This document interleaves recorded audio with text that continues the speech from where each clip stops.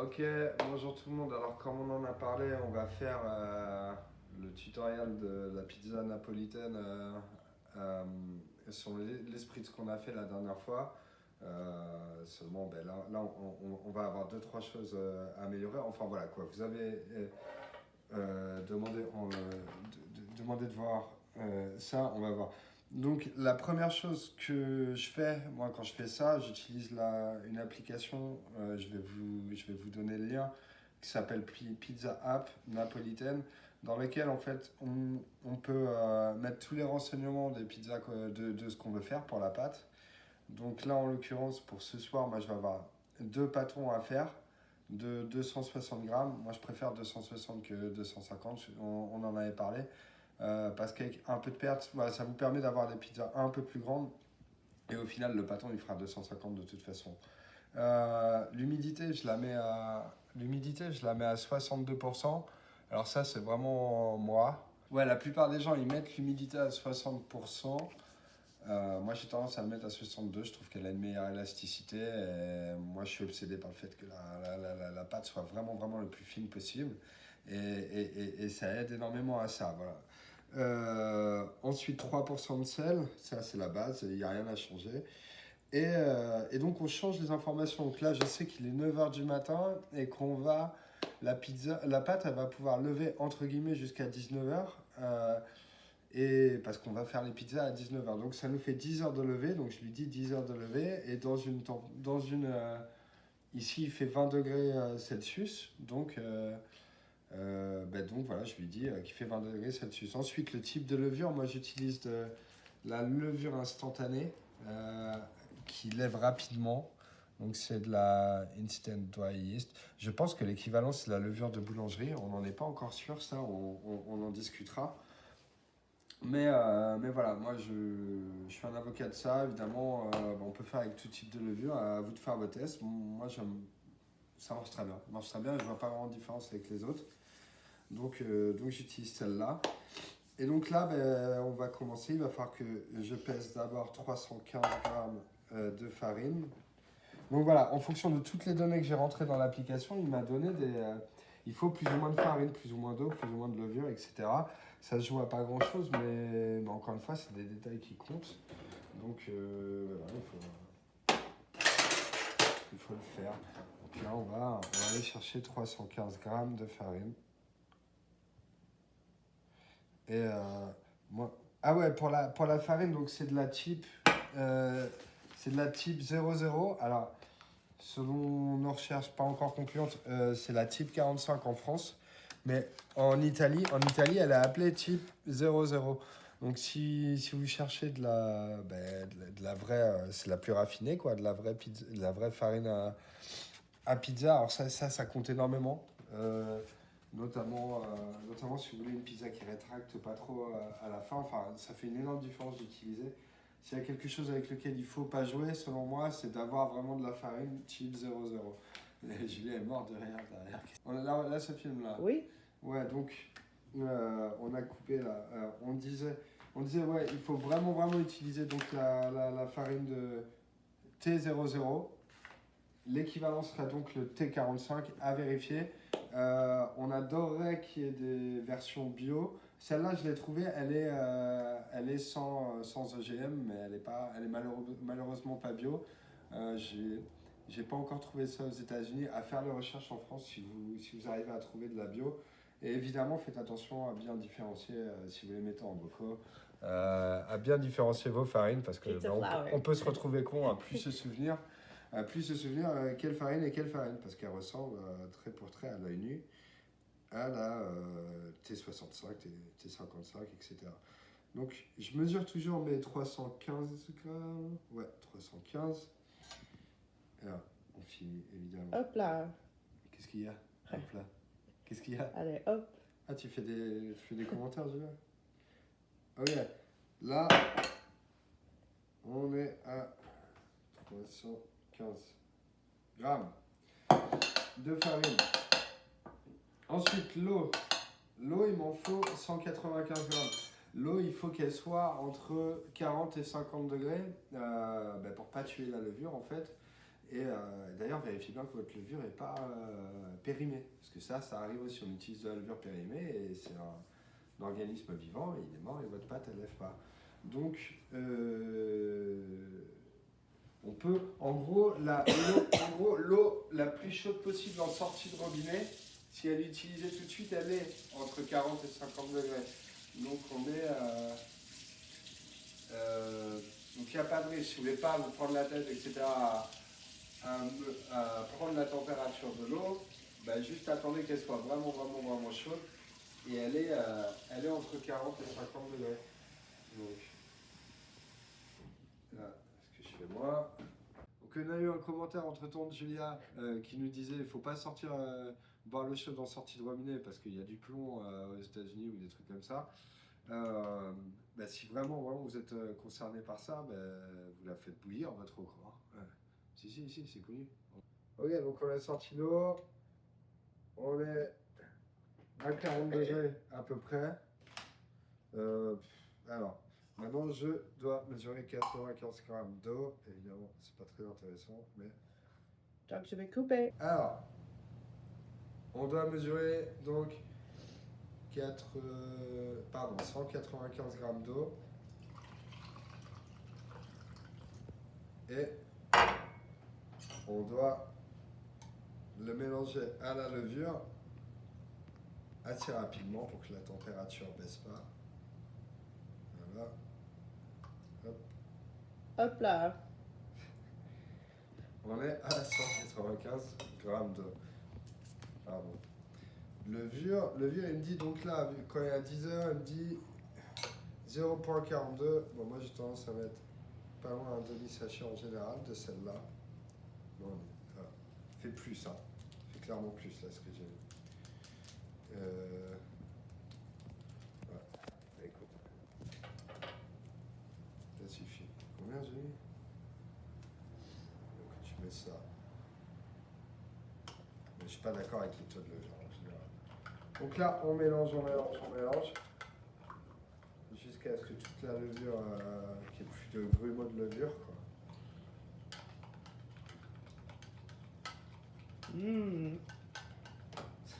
Quoi? T'aimes la levure? Ça te donne faim, juste la levure? Non, c'était une blague. Ah, genre ça te dégoûte? Non, mais c'est juste, je veux pas boire ça. Mais personne ne veut boire ça. Mais si tu veux des probiotiques dans la vie, tu bois ça. Voilà. Bon, alors, là, Julia, il faut que tu viennes. Attends, je fais un petit break. Je me sers le... Ok. Tu crois que t'as le droit? Non, mais c'est n'importe quoi. En plus, tu niques le cadeau. C'est quoi? Non, on peut pas faire un petit break quand on est caméraman au milieu de la recette. En plus, je viens explicitement d'expliquer qu'il fallait le faire à température. Ok, vas-y. Non, viens ici. Tu vois quelque chose là? C'est dans le bol qu'il va falloir voir. T'es bon? Tu vois quelque chose? Oui. Vas-y. Tu comprends pas?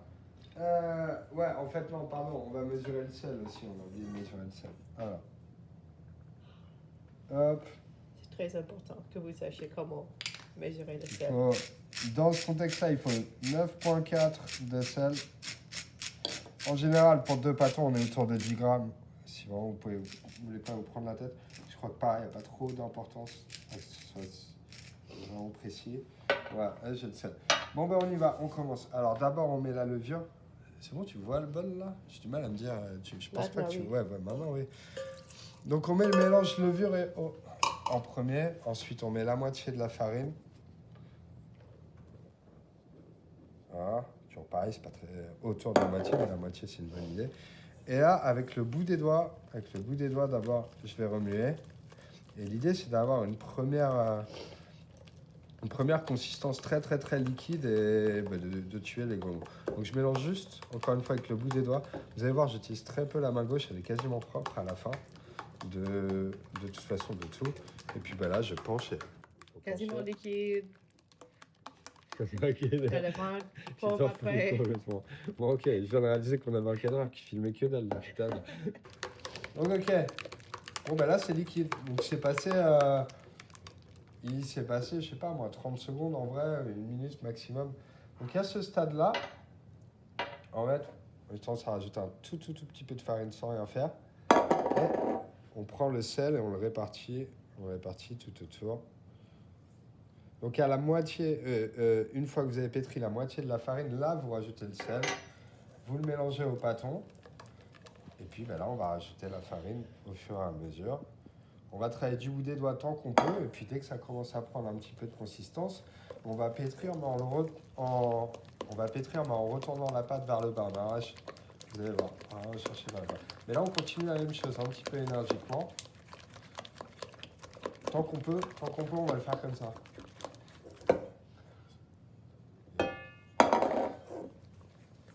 On y va toujours bien là? Quoi? On y va toujours bien là? Oui. Tu veux boire ton thé? Oui, je veux boire mon thé. Je peux? Non, non, là c'est crucial là, en fait. Donc je vais chercher évidemment sur les bords, on va essayer d'avoir le moins de pertes possible. Voilà, ça commence un petit peu à faire mal au bras, ça commence à prendre consistance. J'ai mon caméraman qui fait des blagues. Hop. Toi, tu fais pas de blagues quand t'es cadreur? Non, moi je me tais quand je suis cadreur en général, les gens ils s'attendent pas à ce que j'intervienne. Alors, voilà, là ça commence à prendre consistance. Mais c'est toujours bien liquide et c'est ce qu'on recherche. Donc là, on va aller le voir, on va y retourner.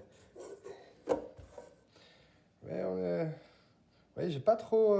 j'ai quasiment pas pétri depuis tout à l'heure. Donc là, je vais commencer un petit peu voilà, à pétrir.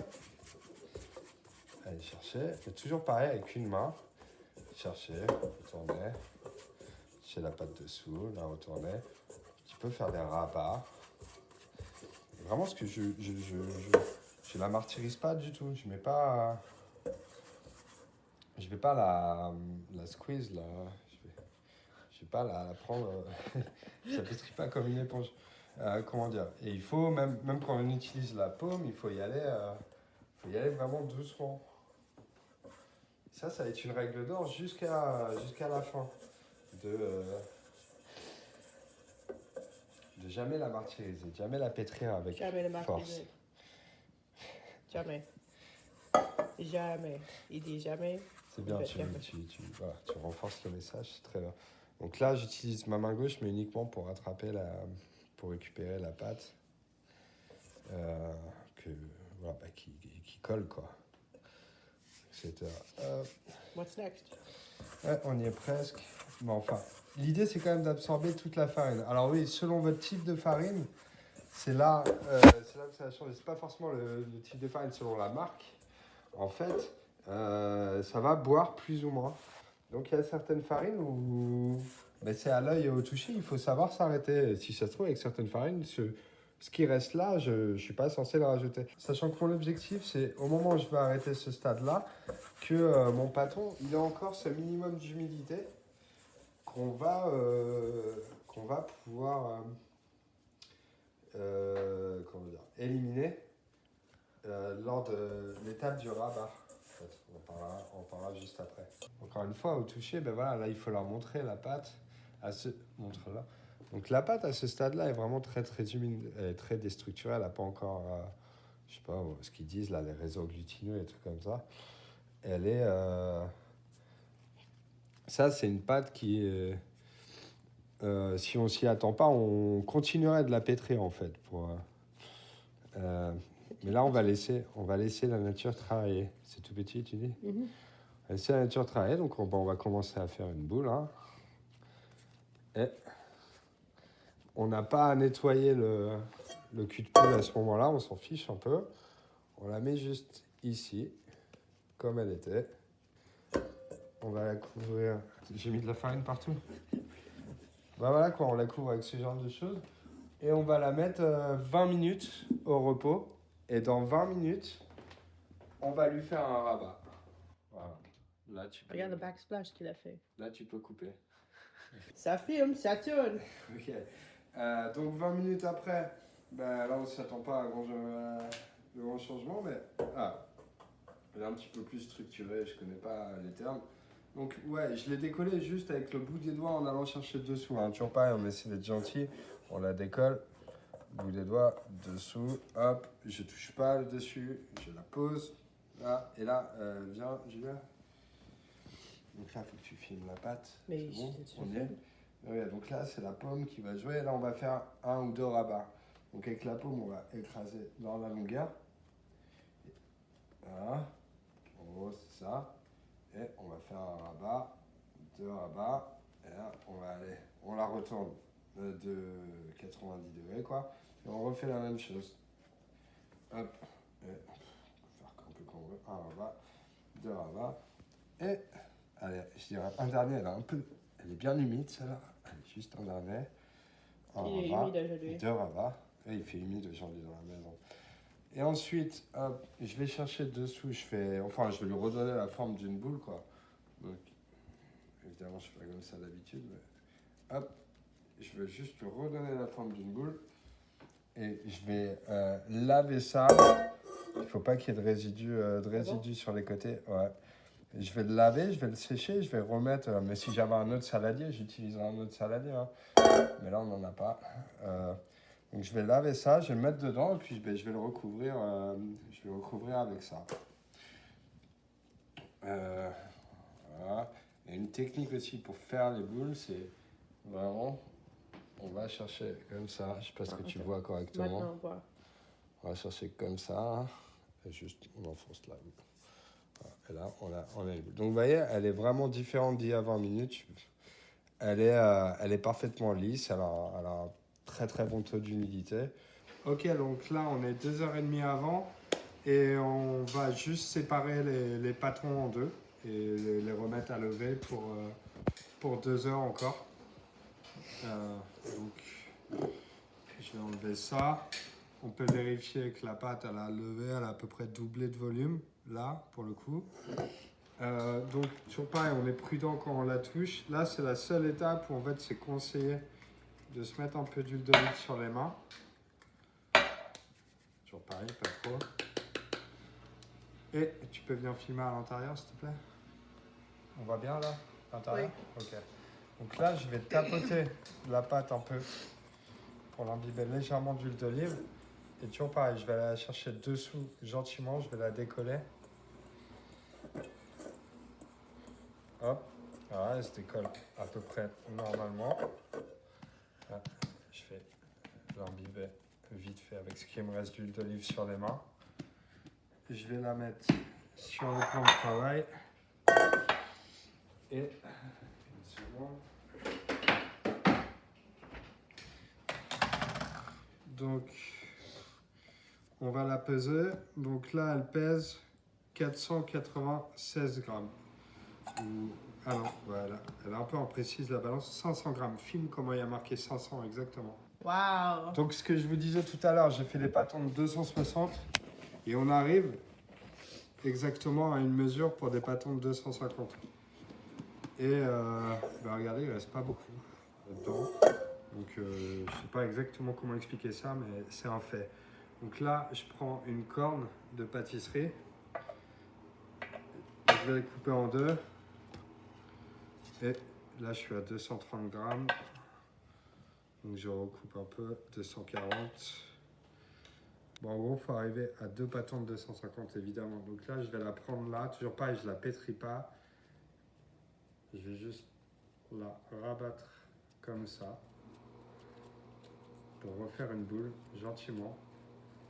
Toujours pareil, sans trop la travailler. Et donc là, je fais une boule. Je vais redonner sa forme avec la même technique qu'on a vue tout à l'heure.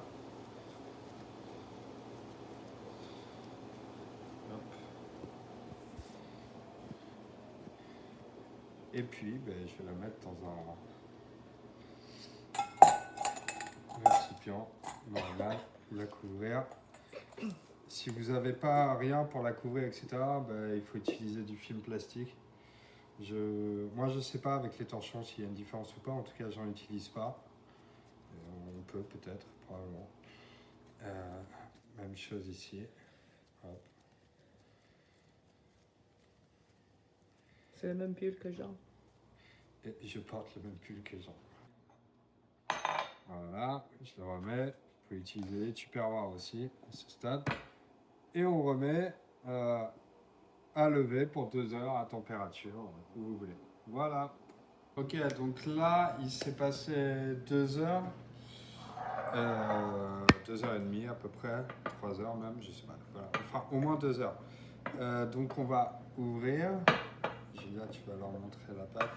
Donc normalement, elle a regonflé un petit peu. Ouais, là, elle a pris, elle a pris un petit peu. Et ah, j'ai oublié. Attends, un peu de farine. Attends. Trump, ouais. On a mis les D'accord. affiches. Tu montres les affiches, la Ouais. nouvelle déco. Ouais, les affiches des. Ouais, pardon. Donc j'avais oublié de préparer un bol de farine. Et donc comme tout à l'heure, on va décoller en allant chercher dessous, toucher le moins possible. Voilà, elle est parfaitement décollée. On va la mettre dans la farine. Un côté, l'autre côté. Voilà, on va fleurer le plan de travail. Et voilà. Bon, pour cette partie, c'est surtout sur le côté étalage de la pâte quoi, qui va vous intéresser. Enfin, on va tout faire. Et donc, j'arrive avec mon patron. On va bien le patron là. On voit que ça, tu sais qu'on voit pas ta tête et tout. Ok. Et donc là, je vais pousser. Toujours pareil, il faut laisser le trottoir, avoir en tête qu'il faut laisser un trottoir à la pâte. Et je vais pousser l'air vers l'intérieur. Hop, hop. Évidemment, je fais les gestes un petit peu lents, mais normalement, là. je le fais plus vite. De quoi? Hop là. Hop. Ok.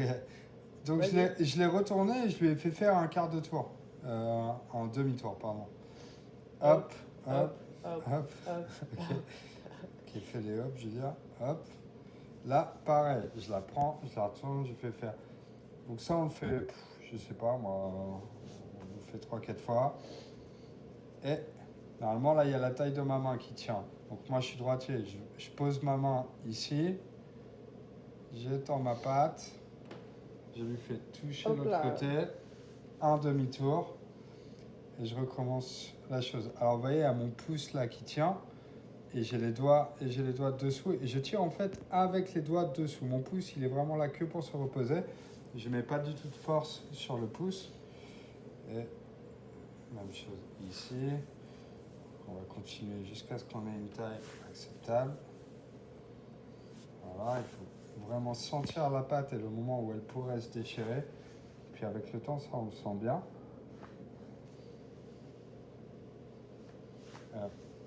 Disons que si le but à la fin, c'est que la pâte, on puisse voir à travers quoi. Hop.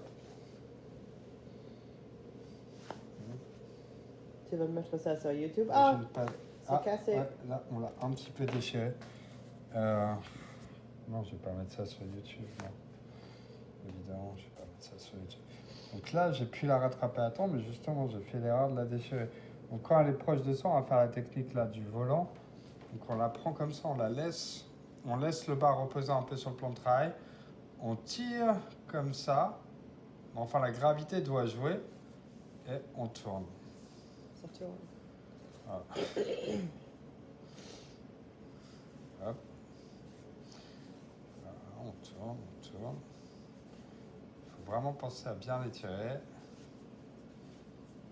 Voilà, ça commence à être bien fin.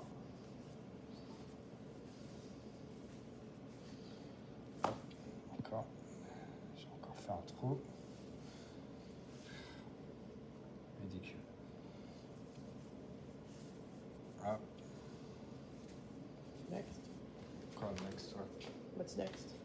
Ah, elle n'est pas assez large encore. Là. Il faut vraiment qu'il soit plus large que ça. Oh, il fait froid.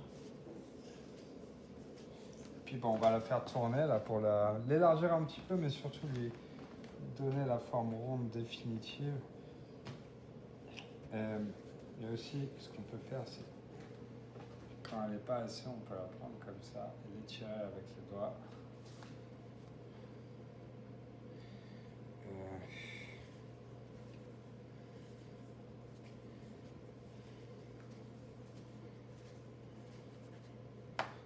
Tu vois, pareil, j'ai ce défaut. Alors quand elle commence à se déchirer quelque part, il y a de gros risques que ce soit au même endroit qu'elle se déchire en permanence. Tout. Voilà, faut être faites attention à ce qu'elle ne se déchire pas. C'est pas quelque chose qui est vraiment rattrapable. Ah, et là, pardon. Là, en gros, je mets les 2 points. Et selon si on est droitier ou gaucher, il faut lancer avec la main avec laquelle on est la plus à l'aise, la faire tourner. Évidemment, la volonté, c'est de faire tourner. Et d'un coup sec, l'envoyer en l'air. Ça. Alors, j'ai fait le malin, mais j'ai pas encore beaucoup d'expérience avec ça, évidemment. Enfin. Donc voilà, disons que la première là, elle est prête. Je vais fariner ma pelle raisonnablement. Et le but, c'est vraiment qu'elle reste le moins longtemps possible sur la pelle pour pas qu'elle colle. Ok, alors, donc là, je suis parti pour remettre un peu de pellet. Bon, enfin voilà, donc on va mettre la pâte sur la pelle. C'est plus simple. Puis bah après, ce que vous connaissez, hein, moi je vais faire une espèce de Regina avec du faux bacon là, mais ce que vous faites. Donc dans les conseils, c'est voilà, laissez toujours le trottoir, le plus de trottoir possible, enfin raisonnablement, histoire que votre pâte elle puisse bien gonfler sur les côtés, exploser au four et puis voilà. Et puis il faut mettre sur les pizzas des pâtes fines comme ça, il faut vraiment mettre très peu de poids en ingrédients dessus. Voilà. Pour le reste, il n'y a rien d'autre à dire sur cette étape, si ce n'est qu'à la fin, je vais mettre des feuilles de basilic et un spray d'huile d'olive dessus pour qu'elle ne brûle pas. Mais après tout ça, c'est ce que vous aimez, ce que vous voulez. Donc voilà, c'est important. Tu filmes là? Oui. Ah ouais. Donc là, on va la mettre. Viens, filme à l'intérieur du four. Alors, là, il faut faire des petits à-coups vers l'avant, juste pour la poser. Et puis le plus près du bout. Donc, je vais chercher la pelle, filme la pizza à l'intérieur. Ok. Moi, je vais chercher la pelle pour la sortir.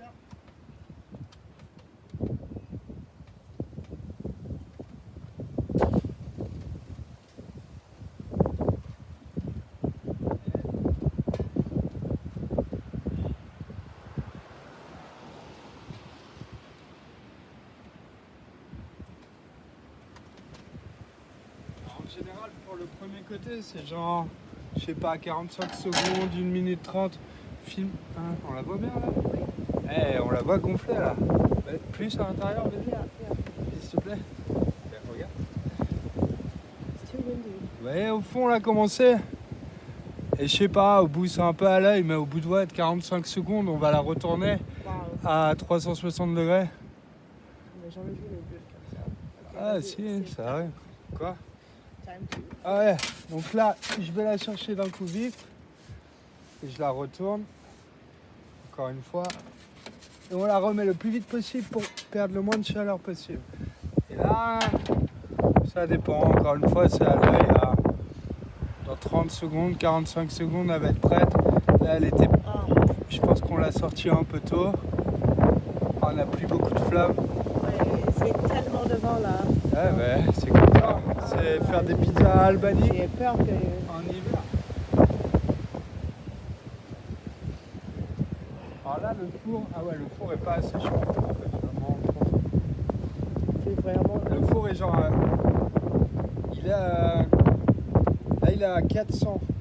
C'est mieux quand il est à 500. Donc on va faire avec pour celle-là. Donc on va la retourner encore, on va aller voir comment elle est. Vous voyez, voilà, là elle cuit pas assez vite. Elle est évidemment à 500. C'est pas facile en hiver à Albanie à gérer ça. D'accord. Bon, enfin, comme on disait, le four est là un peu bas, il est autour de 400. Donc là, ça met plus de 3 minutes à cuire dans ces cas-là que la minute 30. Et surtout, c'est un peu moins bon. Enfin, le résultat va être joli là quand même. Mais c'est dur quoi, l'hiver à Albanie. Donc quand vous la voyez un petit peu commencer à griller, là vous la tournez. Ok, je pense qu'il faut faire quelque chose. Alors, on va voir. Et hop. Et je dirais encore un 30 secondes et elle est prête. Elle n'est pas encore optimale, hein. C'est pas le mieux, mais elle risque d'être jolie. Il y a des flammes. Donc on va baisser un peu les flammes, on va envoyer du bois d'ailleurs, du fumier de bois pour la fin, en faisant ça. Ok, je pense que. Ouais, là on va être bien. Toujours pareil, on ouvre. On va chercher. Et on met, et puis on va aller à l'intérieur pour avoir une meilleure vue. Parce que...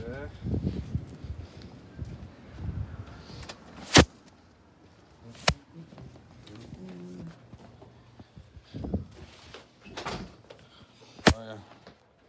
C'est pas mieux. Vous avez une vue là. Bon voilà, on peut faire mieux que ça, notamment avec un four à température. Mais alors on est dans l'idée. On est dans l'idée. Et on a, vous voyez, on a ce joli trottoir qui s'est formé.